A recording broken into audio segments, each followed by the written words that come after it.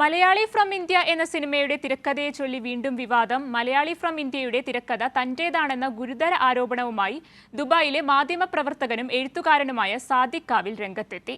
നിവിൻ പോളി നായകനായി അടുത്തിടെ പുറത്തിറങ്ങിയ ചിത്രമായ മലയാളി ഫ്രം ഇന്ത്യയുടെ തിരക്കഥയെ ചൊല്ലിയാണ് വിവാദങ്ങൾ. ദുബായിലെ മാധ്യമപ്രവർത്തകനും എഴുത്തുകാരനുമായ സാദിഖ് കാവിലാണ് ആരോപണവുമായി രംഗത്തെത്തിയത്.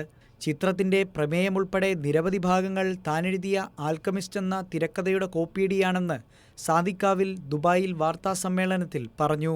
എങ്കിലും ഞങ്ങളത് തമ്മിൽ ഇത് അറിയാവുന്ന തിരക്കഥ അറിയാവുന്ന ഒരുപാട് പേര് നമ്മളോടത് ഇതുപോലെ സമാനതകളുണ്ടെന്ന് പറഞ്ഞപ്പോൾ ഞങ്ങളത് സാരമില്ലാന്ന് തന്നെ വെച്ചിരുന്നതാണ്. പക്ഷേ ഇന്നലെ ഞങ്ങളുടെ ആദ്യത്തെ ആൽക്കമിസ്റ്റ് എന്ന് പറയുന്ന പേര് ഞാനാണ് ഉണ്ടാക്കിയത്, എൻ്റെ ആദ്യത്തെ പേര് അതായിരുന്നു എന്നൊക്കെ പറയുന്നത് കേട്ടപ്പോൾ ഞങ്ങൾക്ക് തോന്നി ഇത് സംതിങ് ഈസ് എന്തോ ഒരു സംഭവം ഉണ്ട് എന്ന് മനസ്സിലായിട്ടാണ്.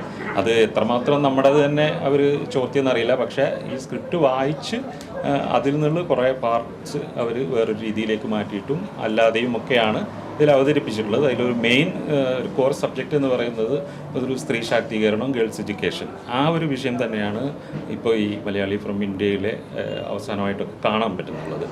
അഭിനേതാക്കളെ കണ്ടെത്തുന്നതടക്കമുള്ള നടപടികളുമായി മുന്നോട്ടു പോകുന്നതിനിടയിലാണ് മലയാളി ഫ്രം ഇന്ത്യ റിലീസാകുന്നതെന്നും ചിത്രം കണ്ടപ്പോഴാണ് ഇത് തൻ്റെ കഥയെ കോപ്പിയടിച്ചതാണെന്ന് മനസ്സിലായതെന്നും സാദിഖ് വ്യക്തമാക്കി. ചിത്രത്തിൻ്റെ കഥ തൻ്റെ ആശയമായിരുന്നു എന്നവകാശപ്പെട്ട് കഥാകൃത്ത് നിഷാദ് ഗോയ രംഗത്ത് വരികയും ഇതിനെ തള്ളി സംവിധായകൻ ഡിജോയും തിരക്കഥാകൃത്ത് ഷാരിസ് മുഹമ്മദും മറുപടി പറയുകയും ഇവരെ ഫെഫ്ക പിന്തുണയ്ക്കുകയും ചെയ്തിരുന്നു. വാർത്താസമ്മേളനത്തിൽ സാദിഖിനൊപ്പം സംവിധായകനും ക്യാമറാമാനുമായ ജിബിൻ ജോസും ഫിറോസ് ഖാനും പങ്കെടുത്തു. Kairali news, Dubai.